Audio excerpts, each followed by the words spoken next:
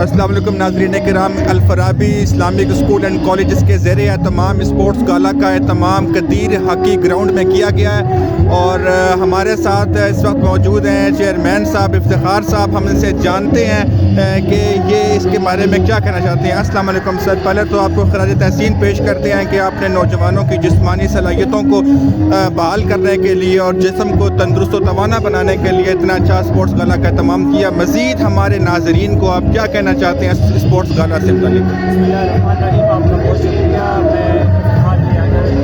الفرابی Islamic schools and colleges admin in chief. 25 branches اس وقت ہماری کام کر رہی ہے۔ پچھلے 16 سال سے آپ بالکل سمجھتے ہیں کہ آگے میں تعلیم اور تربیت کے اوپر کام کر رہے ہیں۔ آج آپ دیکھ رہے ہیں 19 نومبر بروز ہفتہ ہاکی گراؤنڈ نقاد اور جنگ سیدہ میں ہم موجود ہیں، اور ہمارا الفرابی اسلامک اسکولز اینڈ کالج کا اینول اسپورٹس گالا کا افتتاحی پروگرام چل رہا ہے۔ بنیادی طور پر تعلیم کے لیے تندرست دماغ کی ضرورت ہے، اور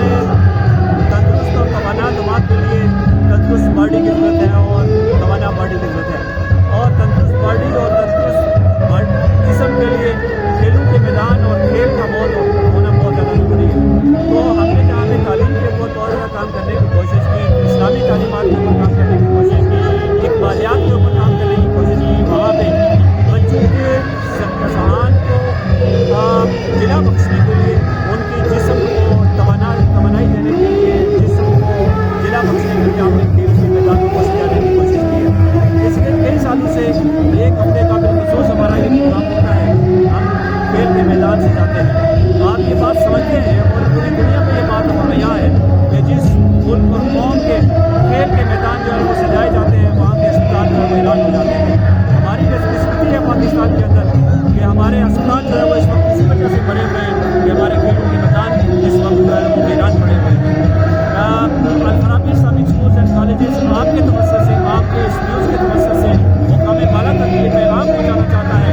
کہ ہر بچے کا ایک بنیادی حق ہے کہ اس کو تعلیم بھی دی جائے، اس کو تربیت بھی دی جائے، اس کی صحت کا بھی خیال رکھا جائے، اور وہاں پہ جہاں انسانی باتوں کی ضرورت ہے تو وہاں پہ کھیلوں کے میدان کی بہت زیادہ ضرورت ہے۔ سر، مستقبل میں آپ نے الفرابی اسکول کے متعلق کیا سوچ رکھا ہے؟ اسپورٹس کو آپ کس مقام پر لے کر جانا چاہتے ہیں، اور جو یہاں سے ٹیلنٹڈ بچے اسپورٹس کے حوالے سے نکلیں گے ان کے لیے آپ نے مزید کیا لائے عمل ہوگا، کیا سوچ رکھے ہیں؟ ان کی مزید ان کی گروتھ کیسی ہوگی اور ان کی آگے ان کو کیسے لے جایا جا سکتا ہے؟ جب آپ ان کو وسیع و عریض میدانوں میں لے کے جائیں گے تو بڑی سمپل سی بات ہے کہ ان کے دماغ وسیع و عریض ہوں گے، اور یہ پھر چھوٹی سوچ نہیں سوچیں گے بلکہ نیشنل انٹرنیشنل لیول کے لیے سوچیں گے، اور پھر یہ بچے نہ صرف پاکستان کا بلکہ عالم اسلام کا نام روشن کریں گے پوری دنیا کے اندر، کھیل کے میدان کے اندر بھی، تعلیم کے میدان کے اندر بھی، تربیت کے میدان کے اندر بھی، اسلام کے میدان کے اندر بھی۔ سر، یہ آپ کو خیال کیسے آیا کہ اسپورٹس کے لیے بلکہ مارشل جو لا ہوگا، مارشل کا جو یہاں پہ ایک پروگرام ہو اس کے لیے ایک ٹیچر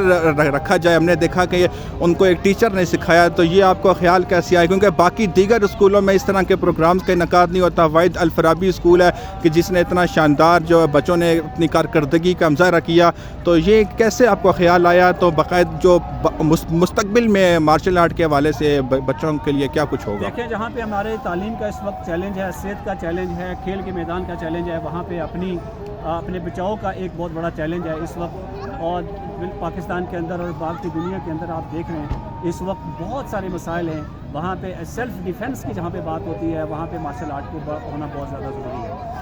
اس پہ سوچتے ہوئے ہم نے پہلے تو ہم نے یہ کہا کہ اکیڈمی میں بچوں کو بھیجا جائے، لیکن چند ایک بچے جو اکیڈمی جا سکتے تھے، تو ہم نے ٹیوٹر کو، ایک مارشل آرٹ کے ٹیچر کو ہم نے ہائر کیا، نہ صرف ایک بلکہ 2 ٹیچرز اس وقت ہمارے ساتھ برانچز کے اندر ویک کے اندر 2 دفعہ جا رہے ہیں، ایک دفعہ جا رہے ہیں، اور ان بچوں کو سیلف ڈیفنس کے اوپر سکھا رہے ہیں۔ ٹیبلو کی تیاری ٹیچرز نے کروائی ہے، بڑا شاندار ٹیبلو کی کارکردگی ہوئی، تو سامان والدین نے دیا، اسکول انتظامیہ نے دیا، تو اسکول انتظامیہ نے کتنے ٹائم میں، کتنے دنوں میں بچوں کو تیاری کروائی؟ شاندار تیاری تھی، بڑے اچھا کارکردگی بچوں نے پیش کی، اس حوالے سے کیا کہنا چاہیں گے؟ دیکھیے، ہمارا پورے سال کا کیلنڈر بنا ہوا ہے، اور اس کے اندر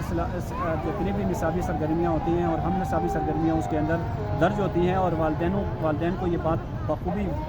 پتہ ہوتی ہے، اور سال کے شروع میں بتا دیا جاتا ہے کہ اس مہینے میں صفائی کی مہم ہے، اس مہینے میں ہمارا اقبال کا جو ہے نا وہ مقابلہ ہے، اقبالیات کا مقابلہ ہے، شعر و شاعری کا مقابلہ ہے۔ اسی طرح سے ہمارا اسپورٹس کا بھی نومبر اور دسمبر جو ہے وہ اس کے اندر مینشن ہوتا ہے اور والدین کو یہ بات پتہ ہوتی ہے. اس طرح سے وہ پہلے سے ذہنی طور پر تیار ہوتے ہیں کہ بچوں کا جو یونیفارم بنوانا ہے ان کو اس اسپورٹس گالا کے لیے تیار کرنا ہوتا ہے. اور یہی وہ وجہ ہے کہ آپ صبح سے دیکھ رہے ہیں کہ نہ صرف بچے یہاں پہ اور ٹیچرز ہمارے موجود ہیں بلکہ صبح سے والدین بھی یہاں پہ موجود ہیں اور ان کی دلچسپی اور ان کا جذبہ اور ان کا جوش.